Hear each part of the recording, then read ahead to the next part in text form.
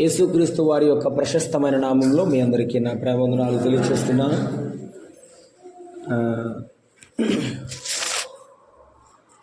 నా తమ్ముడు కాబట్టి నా మీద ప్రేమ ఉండొచ్చు. మీకు తెలిసినంత నాకు ఎక్కువేం తెలియదు.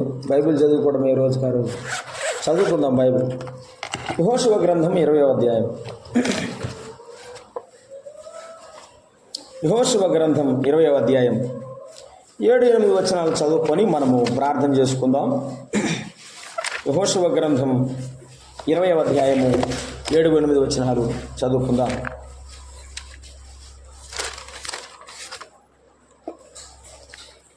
అప్పుడు వారు నఫ్తానీయుల మన్యములోని గలిలయలోని కెదెషును, ఎఫ్రాయిమీయుల మన్యమందలి షెకెమును, యూదా వంశస్థుల మన్యమందలి హెబ్రోనును కిర్యతర్బాను ప్రతిష్ఠపరచరి. తూర్పు దిక్కున్న యోర్దాను ఆవల ఎరుకో వద్ద రూబేనుల గోత్రములో నుండి మైదానము మీదనున్న అరణ్యములోని బేసెరును, గాదీయుల గోత్రములో నుండి గిలాదులోని రామోతును, మనష్యుల గోత్రములో నుండి బాషానులోని గోలానును నియమించిరి. పొరపాటున ఒకని చంపిన వాడు సమాజం ఎదుట నిలవక మునుపు అక్కడికి పారిపోయి హత్య విషయమై ప్రతిహత్య చేయువాని చేత చంపబడక ఉండునట్లు ఇశ్రాయేలందరికీ వారి మధ్య నివసించు పరదేశులకును నియమింపబడిన పురములు ఇవి. ప్రార్థన చేద్దాం. ప్రేమగల తండ్రి, స్తోత్రారుడు అయిన దేవా, మీకు వందనములు. ఈ యొక్క ప్రత్యేకమైన సమయంలో మిమ్మల్ని ఆరాధించు సమయమందు మాతో ఉండి మమ్మల్ని నడిపించినందుకు మీకు స్తోత్రములు నాయన. మిమ్మల్ని ఎలాగూ ఆరాధించాలో మాకు నేర్పిస్తున్నందుకు మీకు వందనాలు. మా జీవితాలు మధురముగా మార్చినందుకు స్తోత్రములు. నీవు మనుషులను మార్చే దేవుడవు, మా జీవితాలను మార్చిన గొప్ప ప్రభువవు, రక్షకుడవు నాయన. మీకు స్తోత్రములు నాయన. మా దేవా, మా ప్రభువా, నీవెంత ప్రేమ చూపించావు. కలువరిలో ఆ బలియాగము ద్వారా కనబరిచిన గొప్ప తండ్రి, మీ పాదాలకు నమస్కరిస్తూ ముద్దాడుతున్నాం. నీ మాటలు వినాలని ఇష్టపడుతున్నాం. మనుషుని స్వరాన్ని మాకు వినబడకుండా చేయండి. మీ స్వరమే మాకు వినబడుచుండగా మా హృదయాలు వంచి మీ వాక్యము ఆలకించి మీ కృపా అనుగ్రహము పొంది ఆత్మలో బలపడినట్లుగా సహాయం చేయమని, ఒక్కొక్కరికి ఏ వాక్యం అవసరమో వాక్యము ద్వారా మమ్మను దర్శించుమని క్రీస్తు యేసు నామమున వేడుకొనుచున్నాము తండ్రి, ఆమేన్. ప్రభునందు ప్రియమైనటువంటి సహోదరులారా, ఈ వాక్యంని ఎలా చెప్పాలో నాకు తెలియదు. ప్రభువే నడిపించాలి మనలను. యెహోషువ గ్రంథం 20వ అధ్యాయంలో 7, 8, 9 వచనాలు మనం చదువుకున్నాం. మనం చదువుకున్నటువంటి వాక్య భాగంలో ఆశ్రయపురములు గూర్చి మనం చదువుకున్నాం. దేని గురించి చదువుకున్నాం? మీరు అటు చెప్తే నాకు చాలా సంతోషం. దేని గురించి చదువుకున్నాం మనం? ఆశ్రయపురములు. 6 ఆశ్రయపురాలు ఉన్నాయి. ఎన్ని ఉన్నాయి? 6 ఆశ్రయపురాలు ఉన్నాయి. పాత నిబంధన చదివే వాళ్ళందరికీ ఏమనిపిస్తుందంటే, ఎవరైనా కానీ పాపం చేస్తే దేవుడు ఇమీడియట్గా వారికి శిక్ష విధించేవాడు. There is no excuse, permissions లేవు. ఎవరైనా పాపం చేస్తే వెంటనే చచ్చిపోయేవాళ్ళు పాత నిబంధనలో. క్రొత్త నిబంధనలో అలా కాదండి. దేవుడు యేసుక్రీస్తు సదుపాయాన్ని ఏర్పాటు చేశాడని చెప్పి మనము వాక్యాన్ని చదువుకొని అలాగున విశ్వసిస్తున్నాం. కానీ పాత నిబంధనలో కూడా దేవుడు ఎంత కరుణ గలవాడో, ఎంత దయగలవాడో నిరూపించడానికి ఆయన ఆశ్రయపురాలు ఏర్పాటు చేశాడు. అసలు ఆశ్రయపురం ఎందుకు ఏర్పాటు చేశాడు? ఎవడైనా పొరపాటున ఒకరితో గొడవ పడుతూ వాడు తనను చూసి భయపడాలని ఒక దెబ్బ కొట్టాడు. ఒక దెబ్బ కొట్టిన తర్వాత నాలాంటి ఒంటూపురుడై ఉండొచ్చు, బహుశా పొరపాటున చచ్చిపోయాడు.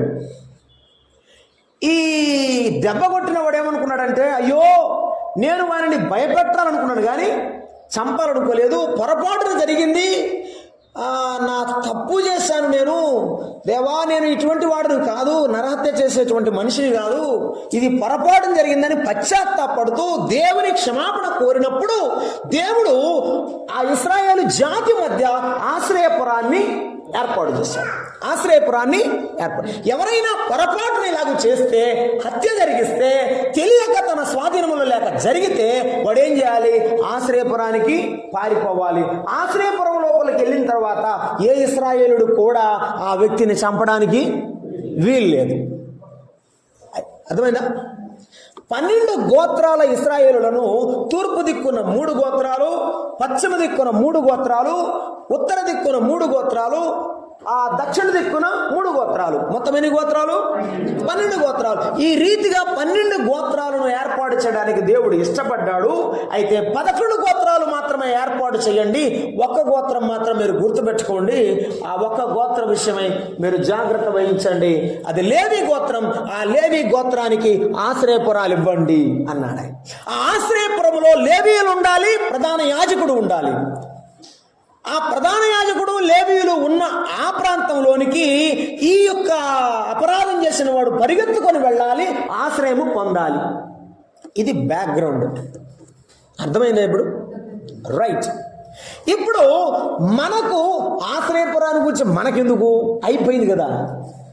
మనదేంటి? మన ఆశ్రయపురము మన ప్రభు అయినా చెప్పండి, గట్టిగా చెప్పండి. అన్నమాట చాలా చిన్నగా చెప్తాను. మన ఆశ్రయపురం ఎవరు? యేసుక్రీస్తు ప్రభువారు. మన ఆశ్రయపురము యేసు ప్రభువారు. పొరపాటున తెలియక అవిశ్వాసం వలన చేర్చుతిని కనుక కనికరింపబడి తిని అన్నాడు అపోస్తలుడైన పౌలు. ఒకప్పుడు మనం కూడా తెలియకనే యేసయ్యను దూషించాము. ఒకప్పుడు మనము తెలియకనే అపరాధం చేశాము. తర్వాత అయ్యో నేను తప్పు చేసిన దానను, తప్పు చేసిన వాడని అనగానే యేసయ్య ఏం చేసిన? మనల్ని క్షమించాడు. యేసయ్య మనల్ని క్షమించాడు. అది ఆయన గొప్పతనం, అది ఆయన ప్రేమ.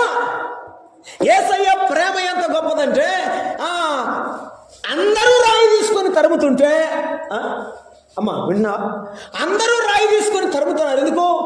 ఆ పాపాత్మురాల్ని చంపాలి. ఆ పాపాత్మురాల్ని చంపాలి.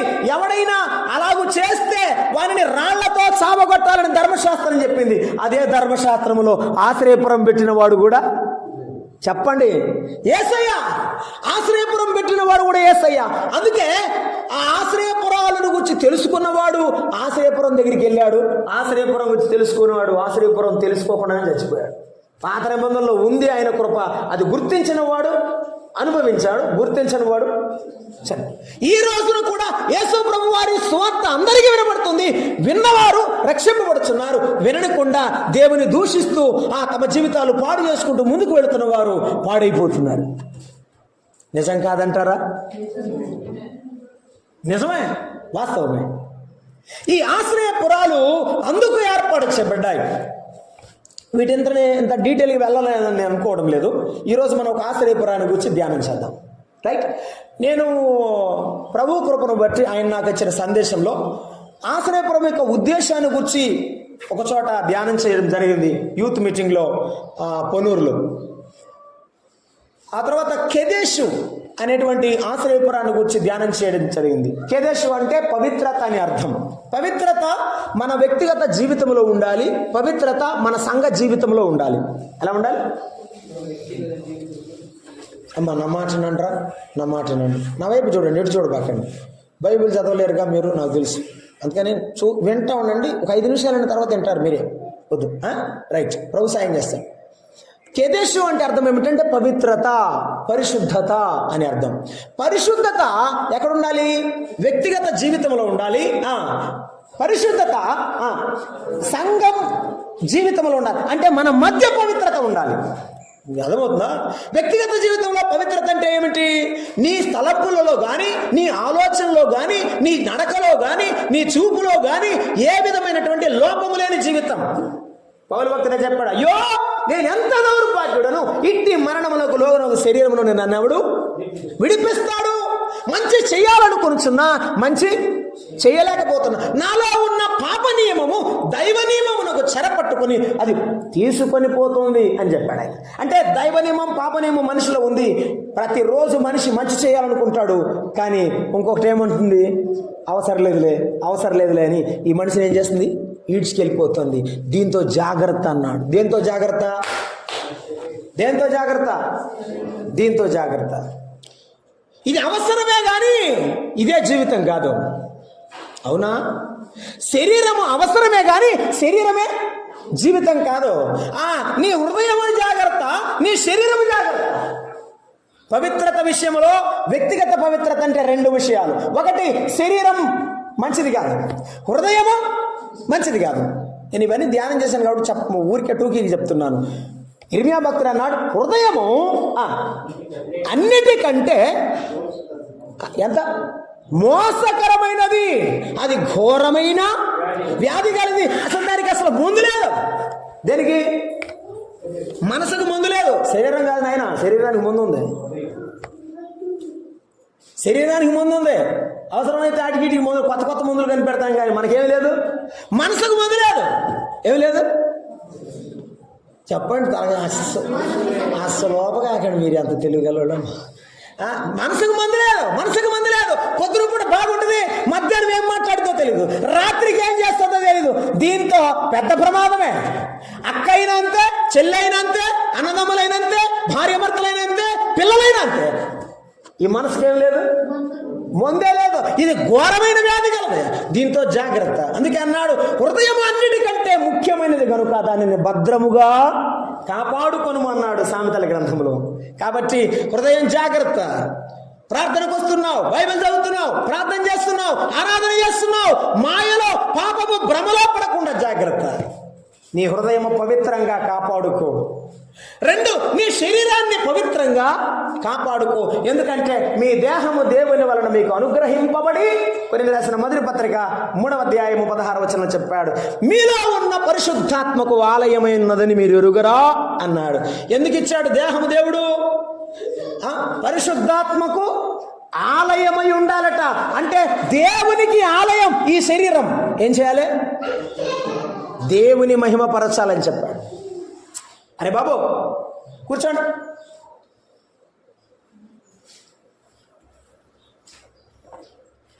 పరిశుద్ధాత్మకు ఆలయమై ఉండాలన్నాడు. ఏమన్నా చెప్పండి తలే.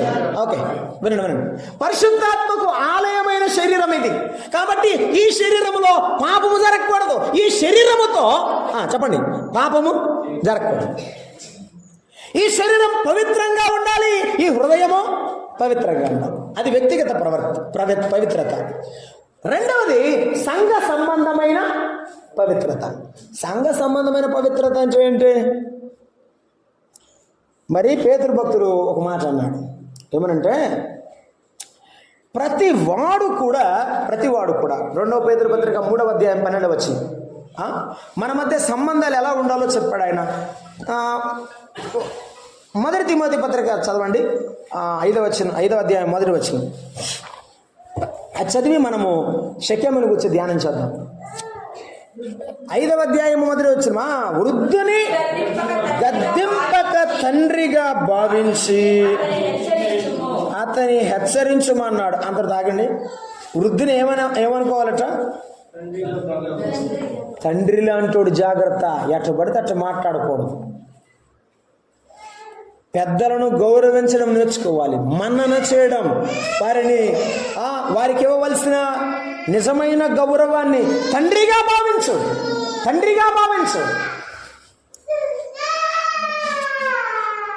వృద్ధులను తండ్రిగా భావించాలి అది మనము గుర్తుంచుకోవాలి. ఎందుకంటే వారు తండ్రి వంటి వారు. నీ తండ్రికి ఎంత వయసు ఉందో వారికి అంతే వయసు ఉంది. నువ్వేం చేయాలి? వారిని గౌరవించాలా లేదా? తండ్రిగా భావించాలి. కాబట్టి ఆ సంబంధాన్ని నీవు చెడిపోకుండా కాపాడుకోవాలి పవిత్రంగా. రెండవ అన్నాడు, అన్నదమ్ములను యవ్వనులను ఏమనాలట? అన్నదమ్ములుగా భావించాలి. యవ్వనస్తులను అన్నదమ్ములుగా పిలవాలి. నీ అన్నకు కష్టం వస్తే నీకు బాధ వేస్తోంది, నీ తమ్ముడికి కష్టం వస్తే నీకు బాధ వేస్తోంది. సారిక సంఘంలో ఉన్న బిడ్డలకు బాధ కలిగితే మనకేమో ఉండాలి? వాళ్ళెవరు మనకి ఎందుకులేండి, వాళ్ళు ఏమైతే మనకి ఎందుకులేండి అనుకుంటారా? మనందరం ఎవరు? అన్నదమ్ములము. మీరు దేవుని పిల్లలు అంటారు, నాకు తెలుసు, మీరు చాలా గొప్పోడు. మనందరం ఎవరు? అన్నదమ్ములము, అక్క చెల్లుంటాం. ప్రతివాడు యవ్వన స్త్రీలను అక్కయ్యని చెల్లి అని పూర్ణ పవిత్రతతో ఉండాలి. గుర్తుంచుకోదా? ప్రతి సహోదరిని అక్కయ్యని పిలవండి, ప్రతి సహోదరిని చెల్లి అని పిలవండి, అన్నదమ్ములని పిలవండి. మీలో ఉన్న ఆ పవిత్రత కనిపించాలి. వృద్ధులను గౌరవించడం నేర్చుకోవాలి. యవన సహోదరులను ప్రేమించడం నేర్చుకోవాలి. అన్నదమ్ముల మధ్య ఏముండాలి? కత్తులో ప్రేమ ఉండాలి. అన్నదమ్ములను ప్రేమించడం చేయాలి. వృద్ధ స్త్రీలను ఏమనాలి? తల్లులని భావించమన్నాడు. ఆ ఆప్యాయత ఉండాలి.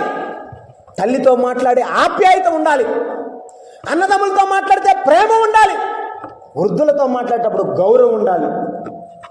సహోదరులతో మాట్లాడేటప్పుడు పవిత్రమైన మనసు, కన్ను ఉండాలి. కళ్ళు జాగ్రత్త, పీకేస్తాడు. ఆ కన్ను పవిత్రంగా ఉండాలి. నీ మనసు పవిత్రంగా ఉండాలి. ఒక చెల్లితో మాట్లాడేటప్పుడు, ఒక అక్కతో మాట్లాడేటప్పుడు జాగ్రత్తగా ఉండాలి. ఇది మనము సంఘములో ఉండవలసిన పవిత్రత. ఒక కుటుంబం కాదుగా సంఘం అంటే, చాలా కుటుంబాల సముదాయం సంఘం అంటే. కాబట్టి ఈ కుటుంబాల పవిత్రతను మనం కాపాడుకోవాలి అని ధ్యానం చేయడం జరిగింది. సంఘం షెకెము అనే ఆశ్రయపురము ఉన్నది. అది 7వ వచనంలో 20వ అధ్యాయం యెహోషువ గ్రంథంలో మనము చూస్తాం. 20వ అధ్యాయం 7వ వచనంలో, అప్పుడు వారు నఫ్తాలి మన్యములోని గలిలయలో కెదెషు అని చెప్పాడు. కెదెషు అనే ఆశ్రయపురం మన ప్రభు అయిన యేసుక్రీస్తుకు సాదృశ్యం కదండి. ఆయన ఎవరు? ఆయన పరిశుద్ధుడు. నేను పరిశుద్ధుడైన ఉన్న ప్రకారము మీరు సమస్త ప్రవర్తన యందు పరిశుద్ధులై ఉండాలి. కాబట్టి ఆయన పరిశుద్ధుడే. ఆయన దగ్గరకు వచ్చిన వాడు కూడా చెప్పండి, పారిపోయి వచ్చాడా, పాపం చేసి వచ్చాడా, హత్య చేసి వచ్చాడా, ఏం చేసి వచ్చాడా ముఖ్యం కాదు. అదంతా విడిచిపెట్టి వచ్చాడు. ఆ లోకమే వద్దు, ఆ ఊరే వద్దు, ఇది నాకు పాపము, ఇది అసహ్యము, ఇక నాకు అక్కరలేదు, పరిగెత్తుకొని వచ్చాడు వీడు ఆశ్రయపురానికి. వీడు ఏం చేయాలా? మళ్ళీ ఊరు ఎట్టుందో, మళ్ళీ అక్కడ ఎవరు ఎట్టున్నారో చూసేద్దామని బయటికి పోకూడదట. బయటికి పోతే ఎవరైనా చంపేస్తే వాడి ప్రాణానికి వాడే ఉత్తరవాదని చెప్పాడు.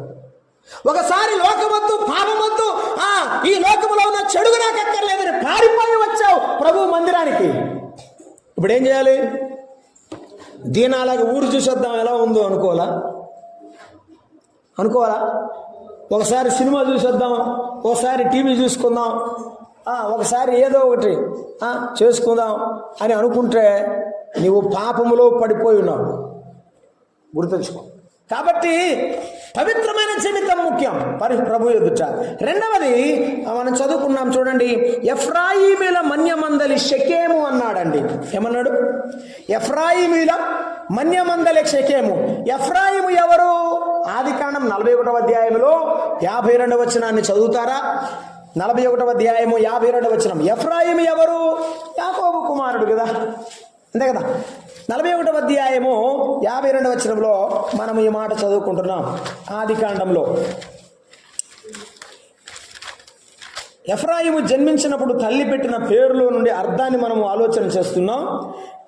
41వ అధ్యాయము 52వ.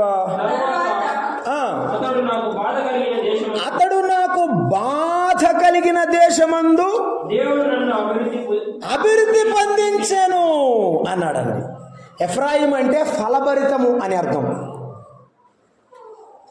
అభివృద్ధి, ఫలభరితమని అర్థం ఎఫ్రాయిం. దేవుడు నన్ను ఎంతో బాధలో ఉన్నప్పుడు పైకి తీశాడు. నా దేవుడు గొప్పవాడని తన కుమారుడికి ఏం పెట్టాడు? ఎఫ్రాయిం అని పేరు పెట్టాడు. ఇప్పుడు ఈ షెకెం అనేది ఎక్కడుంది? ఎఫ్రాయిము మన్యం అన్నాడు. మన్యం అంటే అరణ్యం. ఏంటి? అరణ్యం. వినండి, ఫలభరితమైన అరణ్యం అట.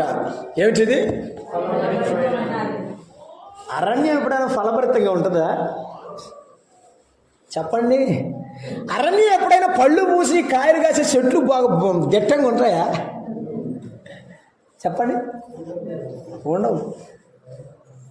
ఎండమావులే జీవనదులై ఎడారులే పాచిక బయలై ఉల్లసించెనుగా.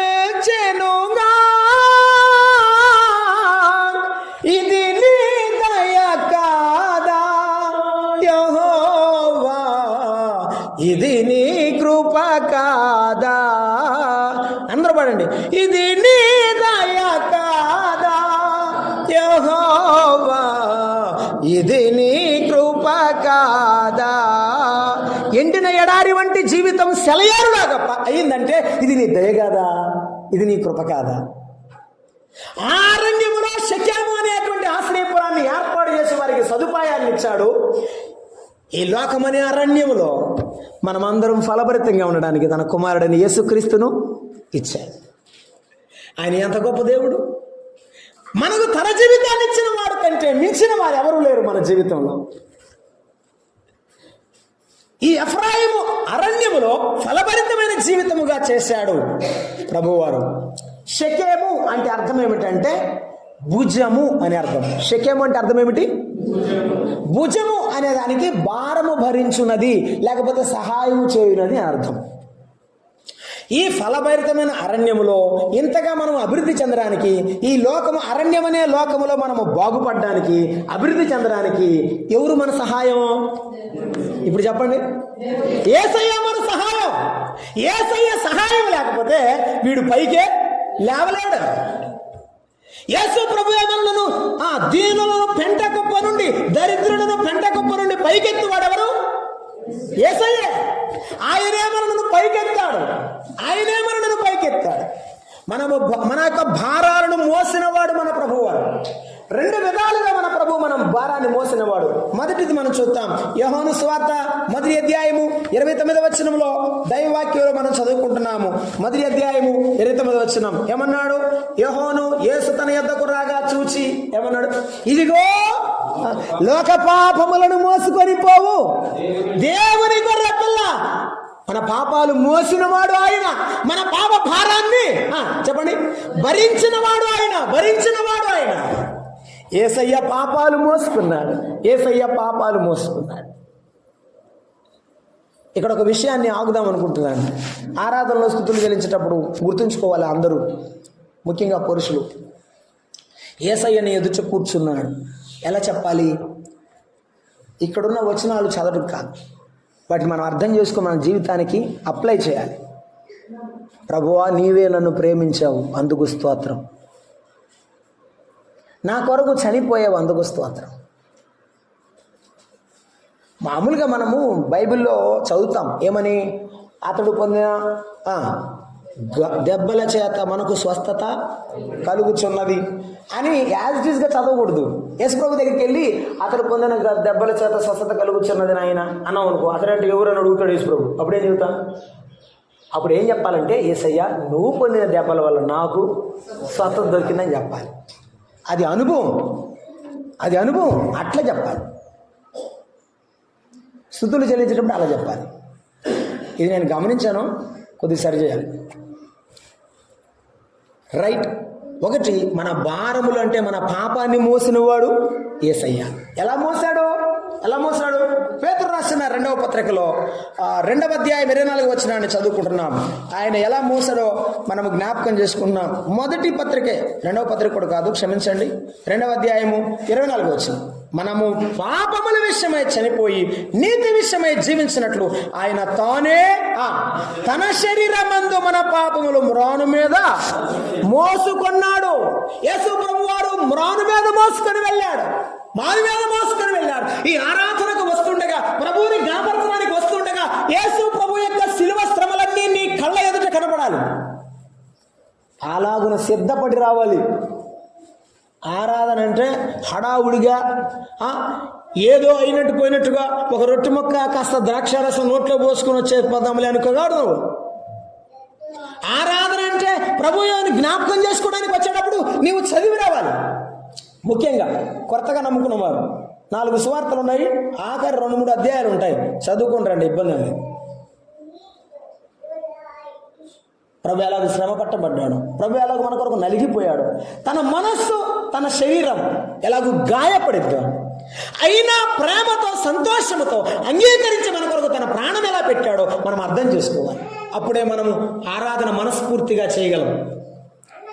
కొంతమంది ఆరాధన చేసేటప్పుడు స్తుతులు చెల్లించేటప్పుడు ఏమవుతుందంటే మన మనసు తాకడం లేదు. అది ఎప్పుడైనా ఎదుటివాడు స్తుతులు చెల్లించేటప్పుడు మన మనసు తాకబడాలి. అప్పుడు అందరి హృదయాలు ఈ బల్ల వైపు త్రిప్పబడాలి. అయ్యో ప్రభువా, ఎంతగా మమ్మల్ని ప్రేమించావనే ఆ రియలైజేషన్ అంటారు చూడండి, ఆ పరితాపం ప్రతి వ్యక్తికి రావాలి. మన ప్రభువు మన పాపాలు తన భుజాన మోసుకున్నాడు. ఆయన మన పాపములను మ్రాను మీద మోసుకున్నాడు అన్నాడు. ఆయన తానే తన శరీరమందు మన పాపములను ఏమన్నాడు?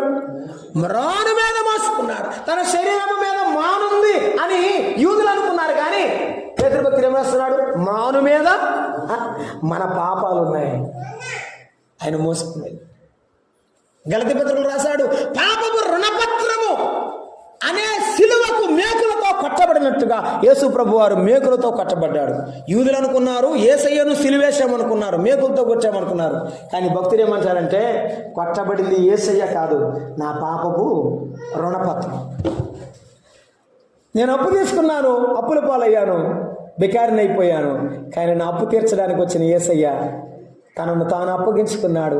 యేసయ్యను చూస్తుంటే నా అప్పుల పెద్ద చెట్టయ్య కనపడుతుంది. అయ్యా, నా కోసం నువ్వు ఇచ్చివేసి నా అప్పంతా తీర్చావా నాయన అని యేసయ్య వైపు చూస్తుండగా, నీ రుణాన్ని నేను ఎలా తీర్చుకోగలను? నా రుణం తెచ్చిన నీ రుణం తెచ్చడం నా వల్ల కాదే. ప్రభువా, నీవు నా పాపమంతా మోసావని ప్రభు పాదాల మీద పడేది ఆరాధన. ప్రభువా, నీవు ఎంత గొప్ప దేవుడవో, ఇంతగా తగ్గించుకొని నన్ను ప్రేమించిన నీకు నేను ఏమివ్వగలను ప్రభువా? నీ పాదాలు పట్టుకొని నీకు నమస్కరించడం తప్ప నాకేమి తెలియదే అని చెప్పడమే నిజమైన ఆరాధన. ఈ ఉదయకాలం మన ప్రభు అయిన యేసుక్రీస్తు వారు మన పాపమును భరించిన వాడు, మన యొక్క దోషమును మోసినవాడు, మన పాపాన్ని మోసినవాడు, అందుకే మన పాప భారమును భరించిన వాడు. ఈనాడు కూడా ఆయన పిలుస్తున్నాడు. మత్తయి సువార్త 11:20 ఏమంటున్నాడు? ప్రయాసపడి భారము మోయుచున్న సమస్త జనులారా నా యొద్దకు, మీ పాప భారాలున్నాయి, మీరు మోయలేరు, నేను మోసాను, నేను మోస్తాను, రమ్మన్నా. ఇశ్రాయేలును గెద్దరెక్కల మీద మోసినట్టు తన పిల్లలను ఆయన అరణ్యంలో మోసాడు. ఈనాడు పాపం పోస్తున్న వారిని పిలుస్తున్నాడు పాప భారము తీసేయడానికి. ఎవరు ఆయన నమ్మలేదు, ప్రభువా నేను పాపిని అంటే క్షమిస్తాడు. ఆయన హక్కున చేర్చుకొని ఆయన మన భారాలను మోస్తాడు. పాపాన్ని క్షమించిన తర్వాత విడిచిపెట్టాడా? కాదు. రెండో మాట మనం జ్ఞాపకం చేసుకుందాం. చూడండి, మన యొక్క అనుదిన భారాన్ని మోసేవాడు కూడా మన పాప భారాన్ని మోస్తాడు. అయిపోయింది, అంతటితో అయిపోయింది, నీకు వెళ్ళిపోయినా అన్నాడా? అనలేదండి. తన పిల్లలుగా చేసుకొని తన సంతానం అయ్యాము, ఆయన సొత్తు అయ్యాము, ఆయన రాజ్యానికి వారసులమయ్యాము. ఇప్పుడు ఆయన ఆస్తికి కూడా మనం వారసులమయ్యాము. అయినా వదిలిపెట్టకుండా ఏం చేస్తున్నాడు? 68వ కీర్తన 19వ చదువుకుందాం. చూడండి, 68వ కీర్తన 19వ 68వ కీర్తన 19వ మనం చదువుకుంటున్నాం. 19వ ప్రభువు స్తుతినందును గాక అనుదినము చెప్పండి, అనుదినము మా భారము భరించుచున్నాడు. దేవుడే మాకు రక్షణకర్త అయి ఉన్నాడు అని చెప్పాడు. ప్రతిరోజు ఇంట్లో భారం, ఉద్యోగంలో భారం, జీవితంలో ఏదో ఒక భారం, ఎంతో దుఃఖం, పుట్టడంత దుఃఖం ఎవరికి చెప్పుకోలేదు, చెప్పలేంది. కానీ మోకాళ్ళ మీదకు వచ్చి యేసయ్యా నేను ఈ భారముతో ఉన్నానంటే ఆయన తన ఒడిలో కూర్చుని పెట్టుకున్న ఆనందం మనకిస్తున్నాడు. ఆ భారమంతా తీసేస్తాడు. ఒకసారి ప్రార్థన చేయగానే, ఒకసారి ప్రభు నా భారాన్ని తొలగించమనగానే ప్రభు అదృశ్యనిశగా ఎన్నిసార్లు మనము ఇబ్బందుల్లో ఉన్నప్పుడు తొలగించాడో, ఎన్నిసార్లు అనారోగ్య పరిస్థితులు ఉన్నప్పుడు తొలగించాడో, ఎన్నిసార్లు ప్రార్థన చేసి మాటికి మన పట్ల ప్రేమ చూపాడో, యేసయ్యను గురించి ఆలోచన చేస్తే మన రుణము ఈ జీవితంలో తీరదు. అనుదిన భారము భరిస్తున్నాడు. అందుకని మన ప్రభువుని మనం మర్చిపోకూడదు. అనుదినము భారము భరిస్తున్న మన ప్రభువుని, మనకు రక్షకుడైన మన ప్రభువుని మర్చిపోకూడదు. 55వ కీర్తనలో 22వ వచనాన్ని మనం చదువుకుంటున్నాం. 55వ కీర్తనలో 22వ వచనాన్ని మనము చదువుకుంటున్నాం. ఏమని? మన భారం భరించేవాడు ఆయనే కాబట్టి ఏం చేయాలా? చెప్పండి. ఆయన మీద మోపాలి. నీ భారము యెహోవా మీద మోపము, ఆయనే నిన్ను ఆదుకొనును. నీతిమంతులను ఆయన ఎన్నడు కదలనీయడు. నువ్వు నమ్ముకొని నీతిగా బతుకుతుంటే నీకు కష్టాలు వస్తే ఆ కష్టాలను కూడా తీసేయడానికి ఆయన నీ పక్కనే ఉన్నాడు. గుర్తుంచుకో. ఒక సేవకుడు మోకరించి ప్రార్థన చేస్తూ ఏడుస్తున్నాడట, అయ్యా రాళ్ళన్నీ నాకే, తల మీద తగిలింది, ఈపు మీద తగిలింది, చేతులకు తగిలాయి అని ఏడుస్తున్నాడట. ప్రభువా నువ్వు చూస్తున్నావా అని ఏడుస్తుంటే ఆయన అన్నాడంట, కుమారుడా నా వైపు చూసావా అన్నాడట. యేసు ప్రభు వారు వైపు ఇలా తిరిగి చూశాడట. యేసు ప్రభు తలంతా రక్తమే, శరీరం అంతా రక్తమే. ఇదేంది ప్రభువా నీకెందుకు ఈ రక్తం ఉందంటే అన్నాడంట, నేను నీ వెనకున్నాను నాన్న, అన్ని రాళ్ళు నాకే తగులుతున్నాయి, ఏదైనా ఒకటి మిస్ అయితే నీకు తగులుతుంది అన్నాడంట. అప్పుడు ఆ యవనస్తుడు దేవుని పాదాల మీద పడి, ప్రభువా నువ్వే లేకపోతే నా ప్రాణమే. ఇప్పుడు చిన్న ఆపద వచ్చిందేమో, చిన్న కష్టం వచ్చిందేమో, అంతే, నీవే లేకపోతే నా ప్రాణమే లేదు అని చెప్పాడు. మన ప్రభువు మనల్ని ఆదుకోకపోతే ఈ లోకంలో మనము జీవించలేము. మన ప్రభువు మనకు సహాయం చేయకపోతే మనం ఈ లోకంలో ఏదేని కూడా పూర్తి చేయలేము. పని ఏది పూర్తి కాదు. మన ప్రభువు మన అనుదిన భారాలు భరిస్తున్నాడు. కాబట్టి మన భారం అంతా ఎవరి మీద వేయాలి? యేసయ్యా నీవే నా భారం, నీవే నా భారము తీర్చువాడవు, నా జీవితాన్ని ముందుకు నడిపించే గొప్ప దేవుడు. నీకు అప్పగించుకుంటున్నాను నా కుటుంబాన్ని, నా బిడ్డలను, నా యజమానుని, నా జీవితాన్ని. నాకు సహాయం చేయమని అడుగుతావా? అలాగైతే నీ అనుదిన భారం మోసేవాడు ఆయన అవుతాడు. నీ భారాన్ని ఆయన భరిస్తాడు. నీవు లేచి రేయి మొదటి జామున నీ పసిపిల్లల ప్రాణము కొరకు మొరపెడుతున్నారా? తల్లులారా మొరపెడుతున్నారు. తండ్రులారా మీ బిడ్డలతో పాటుగా మా కాళ్ళ మీద మొరపెడుతున్నారా? అలాగైతే దేవుని రక్షణ కాపుదల మీ ఇంటి చుట్టూ, నీ బిడ్డల చుట్టూ ఉన్నది.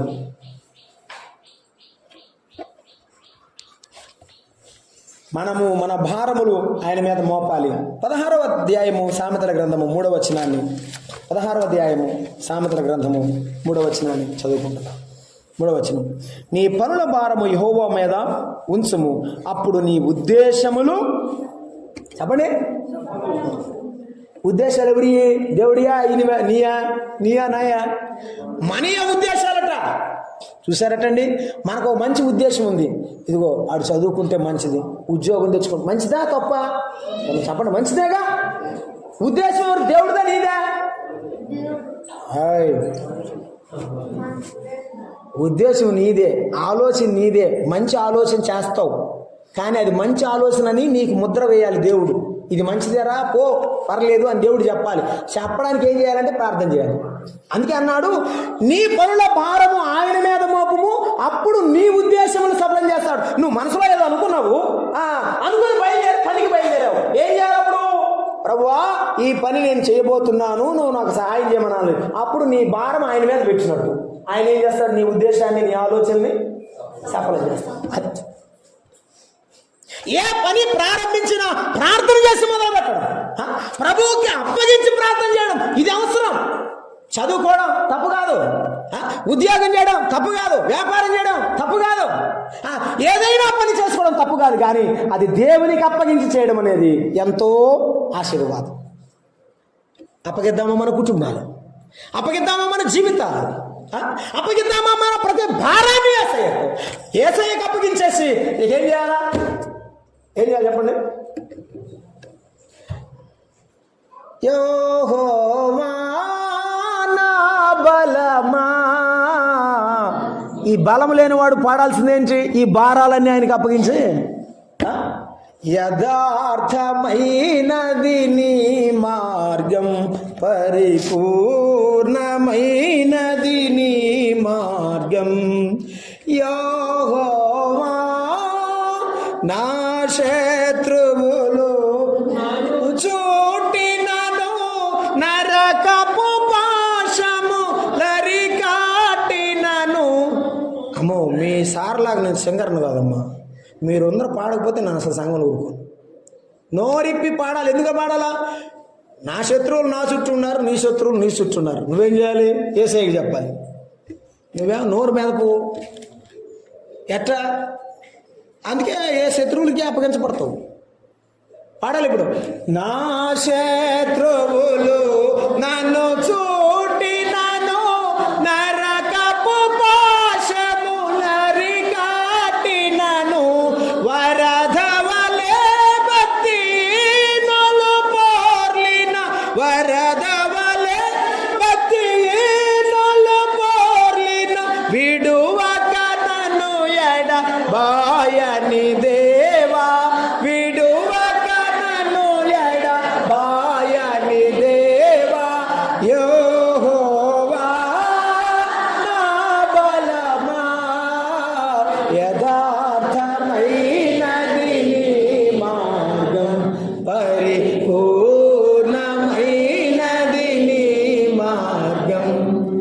బలమైంది, భారాలు మనవి. అందుకే యేసయ్య నీలాంటి గొప్ప దేవుడు నాకు దొరకడం ఎంత అదృష్టం. నేను భాగ్యవంతుడను నా దేవుని బట్టి. మన భారాలు భరించాం. ఆఖరిగా మన చదువుకొని ప్రార్థన చేసుకుందాం. ఫిలిప్పీ పత్రిక 4వ అధ్యాయము 6-7 వచనాలు చదువుకున్నాం చూడండి. ఫిలిప్పీ పత్రిక 4వ అధ్యాయము 6-7 వచనాలు. 6-7 వచనాలు ఏమంటున్నాడు ప్రభువారు? దేనిని గురించి చింతపడకూడదు కానీ ప్రతి విషయంలోనూ ప్రార్థనా విజ్ఞాపనముల చేత కృతజ్ఞతాపూర్వకముగా మీ విన్నపములు దేవునికి ఏం చేయకూడదు? చింతపడకూడదు. ఏం చేయకూడదు? మనకు ఉండేది ఏంది? అదే పెద్ద మన చింత ఉంది, చింత. అందుకే మనకి దిగులు విచారం. ఏం చేయాలి మనం? ఏం చేయాలి చెప్పండి? ఒకరోజు బైక్ వేసుకుని వెళ్తున్నాం సేవకి. సిస్టర్ నేను హనుమోజిపాలెం ఒక ఊరు ఉంది, అక్కడ కాలువ తెగిపోయింది, మాకు తెలియదు. అది చీకట్లో ఏం కనపట్టలేదు. ఆ బండే శనబండి. కూడికి జరిగి తిరిగి వస్తున్నాం. అక్కడ ఆపాను. ఎందుకు ఆపారండి? ఎందుకో ఆపాలనిపిస్తుంది అన్నాను. ఆపాను. ఆపి దిగి 2 అడుగులు ముందుకేస్తే రోడ్డు దిగిపోయింది. కాలువ కనపట్టంలా. వెళ్ళిపోతే మొత్తానికి ఆల్రెడీ ఆ గుంటలో 1-2 పడి ఉన్నారు. వాళ్ళు దిగుతున్నారు బురదలో నుంచి. పెద్ద గుయ్యి, అది మామూలు గుయ్యి కాదు. దాంట్లో పడిన బళ్ళు బయటికి తీయటానికి మేము సహాయం చేసాం పాపం వాళ్ళకి. నీ భవిష్యత్తు నీకు తెలియదు, నా భవిష్యత్తు చెప్పండి తెలియదు. యేసయ్యా నా భవిష్యత్తు నువ్వే, నా జీవితం నువ్వే. ప్రవేశిస్తాడు. చింతపడద్దు, బాధపడద్దు, దిగులు పడద్దు. నెబుకద్నెజరు మహారాజా, మహాచక్రవర్తి, మేము ఈ యొక్క మండుచు వేడిమి గలటువంటి అగ్నిగుండములో పడి చనిపోదు మన చింత మాకు లేదు. మమ్మను రక్షించగలిగిన సమర్థుడు మా దేవుడు. అగ్నిగుండం లేకుండా చేయలేదు, అగ్నిగుండం తెచ్చాడు దేవుడు. ఎందుకంటే నేను నీ తండ్రిని ఎటువంటి వాడను నువ్వు తెలుసుకోవాలి. నీకు శ్రమలు లేకుండా చేయలేదు, నీ దేవుడు ఎటువంటి వాడో నువ్వు తెలుసుకోవాలి. కానీ ఆ శ్రమలను తప్పించడం ఆయన వంతు. అగ్నిగుండంలోకి వెళ్ళినా కూడా కాపాడగలిగిన గొప్ప తండ్రి నీ తండ్రి, అది గుర్తుంచుకోవాలి నువ్వు. సింహాల బోనులోకి వెళ్ళినా సింహముని రప్పించాడు, బోను రప్పించాడు, అన్ని రప్పించాడు, కానీ సింహము నోరు మూయించాడు. ఇప్పుడు దానియేలు తెలుసుకోవాలి ఏమని? నా దేవుడు సింహాల నోళ్ళు కూడా మూసేవాడని. అర్థం చేసుకో. నీ కుటుంబంలో, నా కుటుంబంలో శ్రమలు వస్తాయి, సంఘంలో, వ్యక్తిగత జీవితంలో శ్రమలు వస్తాయి. వాటన్నిటి మధ్యలో కూడా కాపాడే గొప్ప దేవుడు. నాయనా నీవెంత గొప్పవాడవని నీవు నేను ఆయన గొప్పతనాన్ని గురించి తెలుసుకో. షెకెము అంటే అర్థం ఏమిటంటే సహాయం. మన సహాయం ఆయనే. మన పాప భారము మోసినవాడు ఆయనే, మన అనుదిన భారము మోస్తున్నవాడు ఆయన. కాబట్టి దేనిని గురించి చింతింపక ఏం చేయాలి? విజ్ఞాపన ప్రార్థనలకు ఆయనకు మనము తెలియచేయాలి. తెలియచేద్దామా? ప్రార్థన చేద్దాం. తలలు వంచండి, ప్రార్థన చేద్దాం.